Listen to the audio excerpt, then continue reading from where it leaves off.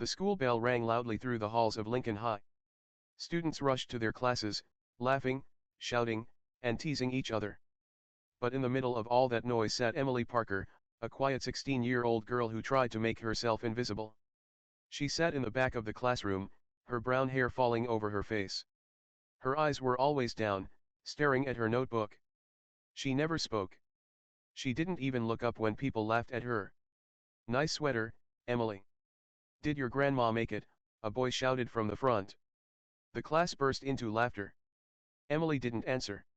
She didn't even flinch. "Hey. I'm talking to you," another voice said, sharper this time. It was Ashley, one of the popular girls. She reached over and flicked Emily's notebook off the desk. The pages flew open and landed on the floor. Everyone saw it: drawings of stars, small quotes, and one page with shaky handwriting that said, "Maybe the world would be better without me." For a moment, the room went silent. Then someone laughed. And then everyone joined in. Emily froze. Her hands trembled as she reached for the notebook, but before she could grab it, someone kicked it farther away. She wanted to cry, but she couldn't. She had learned that tears only made things worse. At the front of the class, Mr. Harris, the English teacher, watched everything. He was in his mid-30s, kind eyes behind thin glasses. He had seen bullying before. He had told kids to stop before, but they never really did. Teachers who made too much noise about bullying usually got in trouble with the principal. But this time was different. The look on Emily's face hit him like a punch. When class ended, Emily ran out before anyone could say another word. Mr. Harris picked up her fallen notebook. He turned to the page with the words, "Maybe the world would be better without me." His chest tightened. He flipped through more pages. Drawings of dark clouds. Rain. Words like alone, empty, and invisible. He closed the book slowly and whispered, "Oh no." That night, Mr. Harris sat at his kitchen table, the notebook still in his mind. His wife noticed his silence. "What's wrong?" she asked. He looked up, his eyes distant. "There's a girl in my class. I think she's in trouble. Real trouble. You should tell the counselor," his wife said gently. "I will," he replied. "But I think it's worse than that. I think she's given up." He couldn't sleep that night. Every time he closed his eyes, he saw Emily's face, empty, tired, and full of pain. He decided he would talk to her the next day. He would try to help. He didn't care what the school thought. The next morning, Mr. Harris walked into class early. He waited as the students arrived. He looked toward the door expecting to see Emily walk in, clutching her backpack, head down. But she didn't come. He checked the attendance list. Absent. The next day, she was absent again. And the next. Something wasn't right. During lunch break, Mr. Harris went to the school counselor's office. The counselor, Ms. Dalton, looked up from her computer. "Mr. Harris, what can I do for you?" "It's about Emily Parker," he said. "She hasn't come to school in 3 days. I'm worried." Ms. Dalton sighed. "Oh, Emily. She's a quiet one, isn't she? Probably just sick or something. I'll send her mom an email." "Do you have her address?" he asked. "Why?" "I just want to check if she's okay." The counselor frowned. "That's not really your job, Mr. Harris." But he didn't listen. After school, he drove to the address listed in the school file. The neighborhood was quiet, small houses lined in a row.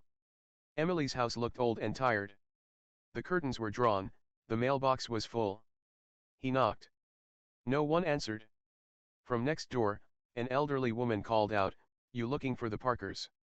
"Yes, ma'am. I'm Emily's teacher." The woman walked closer. "Her mom works nights at the hospital. That girl's always alone. Sits outside sometimes, drawing in her notebook." "Do you know if she's okay?" he asked. The woman shrugged. "Haven't seen her for a few days. Last time, she looked real sad." Mr. Harris thanked her and got back in his car. He drove around the nearby park just in case. That's when he saw her. Emily sat alone on a bench near the playground, knees pulled to her chest, backpack beside her. The wind moved her hair across her face, but she didn't brush it away. Mr. Harris walked slowly toward her. "Hey, Emily," he said softly. She froze. "I noticed you haven't been in class," he continued. "I just wanted to make sure you're okay." She didn't look at him. "You don't have to pretend," she said quietly. "No one ever does." "I'm not pretending," he said, sitting beside her. "You don't have to talk. I'll just sit here with you." For a long time, they both sat in silence. The sound of the wind and the distant laughter of children filled the air. Finally, Emily whispered, "Why would you care?" He looked at her, his voice gentle but firm.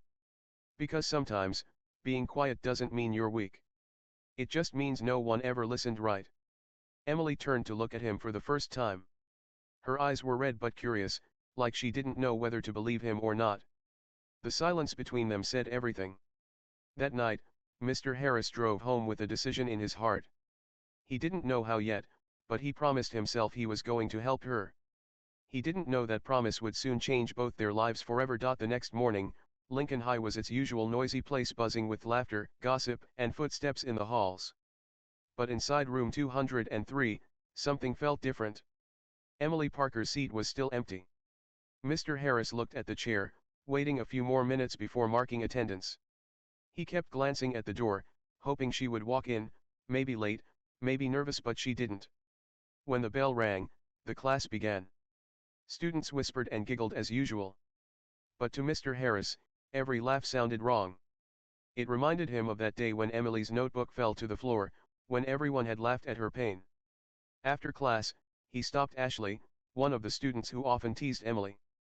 "Have you heard from Emily?" he asked. Ashley shrugged. "Nope. Maybe she finally transferred schools. Or maybe she just wanted to get away from people who were cruel to her," he said quietly. Ashley rolled her eyes and walked away. At lunch, Mr. Harris went to the counselor's office again.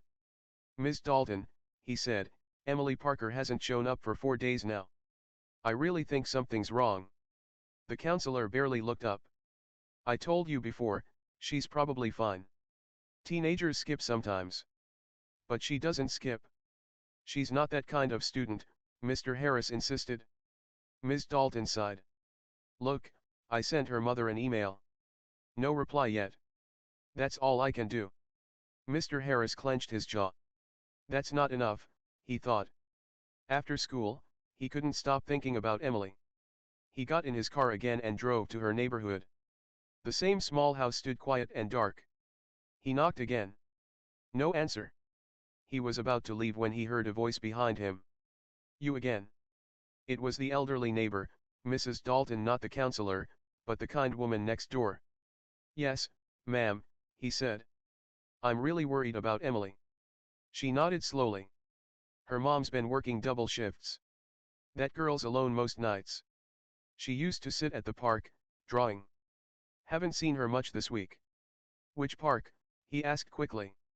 "The small one down by Oak Street," she said. Mr. Harris thanked her and left right away. The sky was turning orange as he reached the park. Kids were playing on swings, parents were chatting near benches, but Emily wasn't there. He sat down on a bench, unsure what to do next. Then, just as he was about to leave, he saw a small figure near the edge of the playground by the trees. It was Emily. She was sitting on the grass, knees pulled to her chest, her backpack beside her. Her clothes looked wrinkled, her face pale. She stared at the ground as if the world around her didn't exist. Mr. Harris walked closer, slowly so he wouldn't scare her. "Hey, Emily," he said softly. "Remember me?" She didn't look up. "I was worried when you didn't come to class," he continued. "Are you okay?" Emily's voice was quiet, almost a whisper. "You don't have to act nice. You're just a teacher." He sat down a few feet away. "Maybe. But that doesn't mean I can't care." For a long time, they sat in silence. The wind rustled through the leaves. A dog barked in the distance. Finally, Emily spoke again. "They don't stop," she said. "No matter what I do. The names. The jokes. The way they look at me." Her voice cracked. "Even the teachers see it, but no one says anything." Mr. Harris felt anger rise inside him, but he kept his voice calm. "That's not your fault, Emily. It's theirs. What they're doing is wrong. She shook her head. It doesn't matter. They're the popular ones. Everyone loves them. No one listens to me. He looked at her carefully. I'm listening. Emily blinked, as if those two words didn't make sense to her. Why? She whispered. He smiled gently. Because sometimes one person listening can make all the difference. Over the next few days, Mr. Harris tried to help her in small ways. He left a notebook on her desk with a note, keep writing. You have something special. He told her she could stay after class if she ever needed a quiet place. Slowly, Emily began to trust him. She would stay after school, writing while he graded papers. Sometimes they talked about books, about the stars she liked to draw, and about how she missed her dad, who had passed away when she was 10. She never smiled much, but her eyes looked softer now, like she was beginning to breathe again. Then one afternoon, when the hallway was almost empty, Mr. Harris saw something that broke him inside. He was walking toward his classroom when he heard laughter near the lockers. He turned the corner and saw Derek and Ashley, holding Emily's notebook again, ripping out pages. Let's see what the little mute wrote this time, Derek laughed. Stop it! Emily cried, reaching for it. Mr. Harris rushed forward. Enough! His voice echoed through the hallway. The students froze. Give that back. Ashley smirked. We were just joking, Mr. Harris. He took the notebook from her hands, his jaw tight. You think this is a joke? You think destroying someone's heart on paper is funny? They didn't answer. Get to class. Now. They left, whispering and rolling their eyes. Emily stood there, shaking. I told you, she said softly. They never stop. He handed the notebook back to her. They will, he said. I promise. But as he watched her walk away, he felt the weight of his words. He didn't know how he could keep that promise, but he knew he had to try. That night, Mr. Harris sat in his car outside the school. The lights of the building glowed softly in the dark. He thought of Emily's voice, small and broken, asking, why would you care? And now he had an answer. Because if he didn't care, no one else would. He opened his laptop, started typing a report to the school board, and whispered to himself. This ends now. The next morning, the air in Lincoln High felt heavy. Mr. Harris walked into his classroom, his mind still replaying yesterday's scene, Emily's notebook, the torn pages, the cruel laughter. He had already sent the report to the school board, but deep down, he knew it might take weeks for them to respond. He couldn't just wait. Emily came to class that day. Her eyes were tired, her steps slow, but she came. That meant something. When the bell rang and everyone started talking, Mr. Harris walked over to her desk and placed a small new notebook in front of her. This one's for you, he said softly. For writing the next story. Not the sad one. The strong one. Emily looked up at him for a moment. Her lips curved just a little, almost a smile. Thank you, she whispered. Days turned into weeks. Emily started staying after class. She didn't talk much, but her silence no longer felt empty. It felt like she was rebuilding herself, word by word, page by page. Sometimes, she would read a few lines of her writing out loud. Her voice shook at first, but Mr. Harris never interrupted her. He just listened. One afternoon, as she read a short piece titled The Stars Don't Laugh, she stopped in the middle. Her voice broke. They used to laugh when I drew stars. They said I was weird. Mr. Harris leaned forward. Emily, your stars are beautiful. You see light where others don't. Don't let them take that from you. Emily's hands trembled, but she smiled faintly. For the first time, she believed him. Later that week, something unexpected happened. Emily's essay for a small citywide writing contest got accepted. It was titled The Girl Who Listened to Silence. When the school received the email, Mr. Harris read it out loud to the class. Congratulations to Emily Parker for winning second place in the state youth writing competition. The class went quiet. Then came the whispers. Wait, her. She didn't even talk for months. How did she win? Ashley muttered under her breath, must have been pity. But Mr. Harris smiled proudly. No. It was talent. Emily sat frozen in her seat, unsure how to react. No one clapped, But she didn't care. For once, she had done something they couldn't take away. After school, Emily stayed behind. I don't know if I deserve it, she said softly. Of course, you do, Mr. Harris replied. You earned it because you spoke from the heart. But they all think it's a joke. He sighed. Let them think. Truth doesn't need their approval. He gave her a card with a quote on it. Courage doesn't always roar. Sometimes it's the quiet voice at the end of the day saying, I will try again tomorrow. Emily read it, and for the first time in months, her eyes filled with tears not from pain, but from hope. But peace didn't last long. The next morning, Emily walked into the classroom and froze. Her new notebook, her prize essay, her poems, everything was gone from her desk. She looked around, panic rising. Then she saw it. Torn pages scattered across the floor, some crumpled, some soaked with spilled water. Laughter echoed from the back of the class. Ashley stood with her arms crossed, smiling. Oops, she said. Guess someone forgot to keep their trash safe. Emily's hands shook as she bent to pick up the pieces. Her eyes blurred with tears. Stop, she said quietly. No one did. That's when the classroom door opened. Mr. Harris stood there, eyes wide as he saw the mess on the floor. What is going on here? He asked sharply. The laughter stopped. No one spoke. He walked slowly toward the torn pages, picked one up, and read a line out loud. Even the quietest hearts can echo louder than cruelty. He looked up, his face calm but his voice steady. Who did this? No one answered. He looked at Ashley. You were standing there. Did you see anything? Ashley smirked. No, sir. Maybe she dropped it?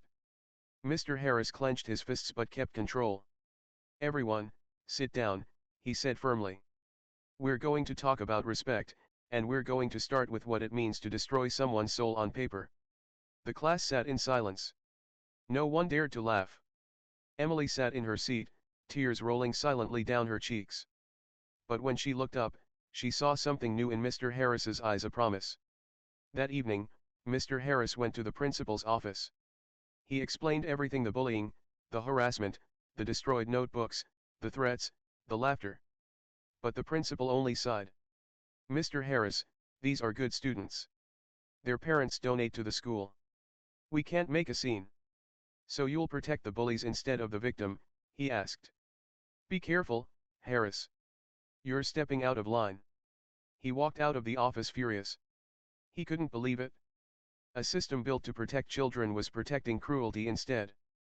That night, as rain poured outside his window, he sat at his desk again. Emily's torn poem lay beside his computer.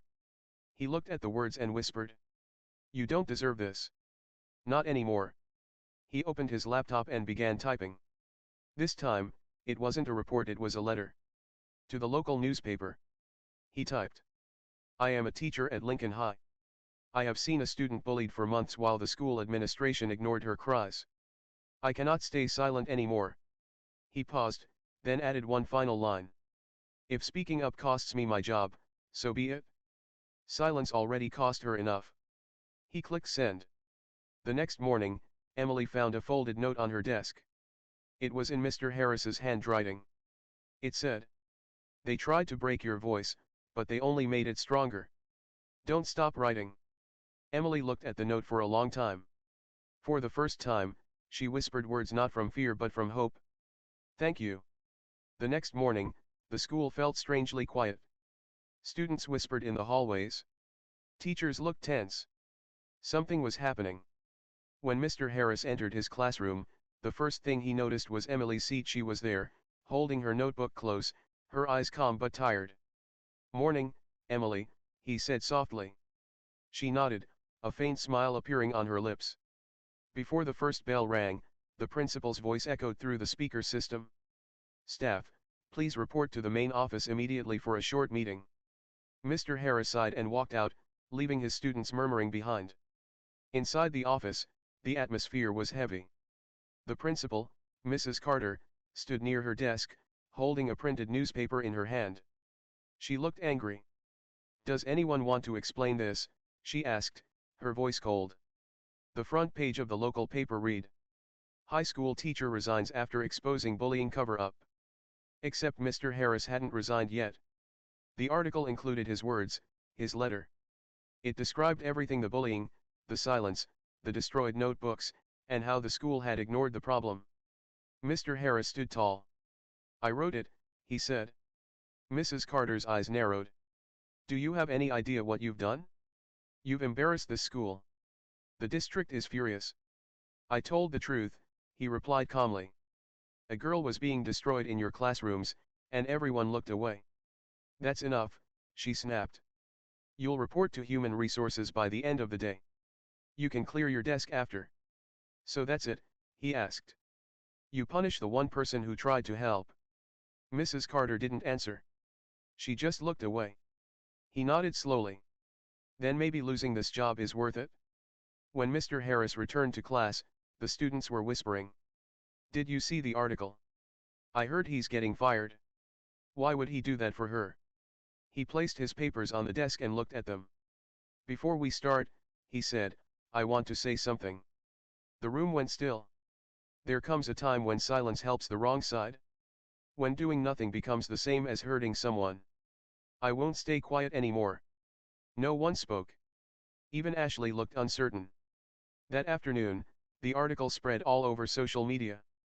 Parents shared it, asking questions. Former students commented with stories of their own. By the next morning, people began showing up at the school gates: parents, local reporters, and students from other schools. They held signs.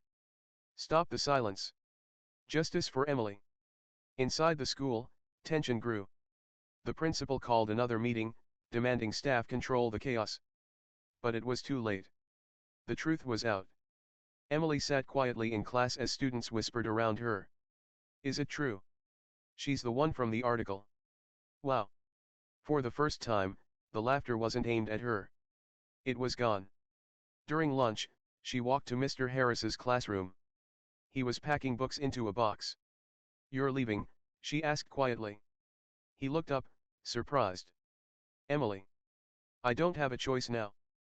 "But you lost your job because of me," she said. He smiled gently. "No, Emily. I didn't lose it because of you. I gave it up for you.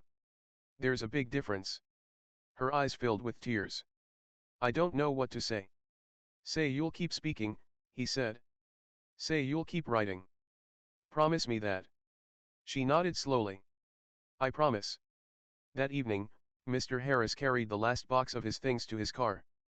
The sun was setting behind the school, casting long shadows across the parking lot. He paused and looked back at the building where he had taught for 10 years. It wasn't the same place anymore. Before leaving, he noticed a small group of students standing near the school gate. They were holding papers, handmade signs. "We stand with Emily." "Thank you, Mr. Harris." Emily was among them, clutching her notebook. He walked closer, trying to hide the emotion in his eyes. "You did this?" he asked. She nodded. "We wanted them to know what really matters." He looked at the students and smiled. "You're braver than most adults I know." Someone shouted from the crowd, "You changed the school." He shook his head. "No. She did." Everyone turned to Emily, and for once, she didn't hide. She didn't lower her eyes. She stood straight, shoulders back, her notebook in hand. The other students began to clap. It started softly, then louder. Soon, the sound of applause filled the air. Mr. Harris felt something tighten in his throat. He waved goodbye, then got into his car. The next day, the story exploded online. News channels covered it. Hashtags spread. Hashtag stand with Emily. Hashtag one teacher spoke. Parents demanded meetings. The school board was forced to investigate. The bullies Ashley, Derek, and Luke were suspended pending review. Their parents were furious, but the community had already made its choice. Emily's speech and poems were shared everywhere. People called her the silent voice who spoke for millions. At home that night, Emily wrote in her new notebook. "He lost his job, but he gave me my voice back. He saw me when no one else did." She paused, then wrote one more line. "Sometimes heroes don't wear capes. Sometimes, they just listen."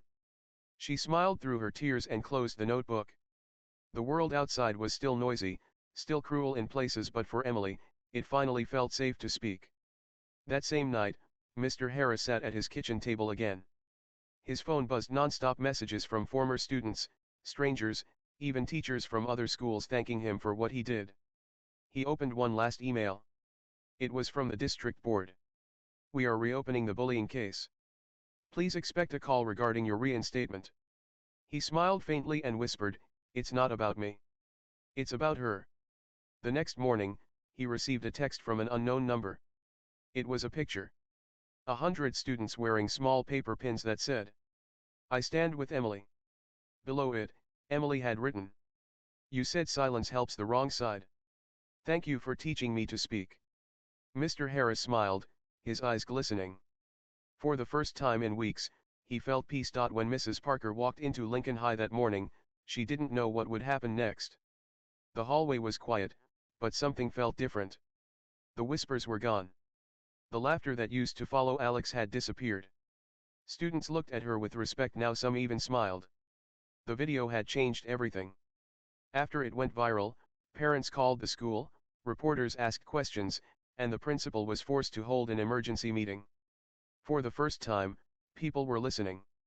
The truth about bullying at Lincoln High was finally out. But for Alex, the hardest part wasn't over. He still walked with his head down. Even after the world saw what happened, the memories stayed heavy on his heart. The cruel words, the nights he cried alone, the fear of walking through those doors, it all still lived inside him. Healing takes time. That morning, as he entered class, Mrs. Parker looked at him and smiled. "Alex," she said softly, "would you like to say something to the class today?" Every eye turned toward him. He froze. Speaking in front of them? The same people who mocked him? His throat felt dry. But then he remembered what Mrs. Parker had said, "Silence lets cruelty win." He stood up slowly. I'm not here to make anyone feel bad," he began. His voice shook, but he kept going. "I just want to say, you don't know how much words can hurt. Sometimes they stick with you forever." The room was silent. "I never wanted to be a victim," Alex continued. "I just wanted to be seen, like a person." A few students lowered their heads. Jason, who used to lead the bullying, stared at his desk, guilt flooding his face. When Alex sat down, Mrs. Parker's eyes shined with pride. That afternoon, the school principal called for a special assembly. Every student and teacher filled the auditorium. The lights dimmed, and a large screen lit up.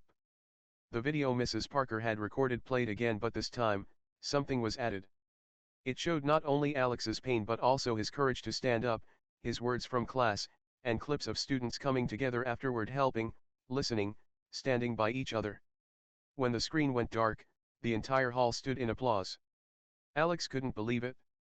The sound of clapping, loud and proud, echoed in his heart. Mrs. Parker spoke next. "One voice can start change," she said.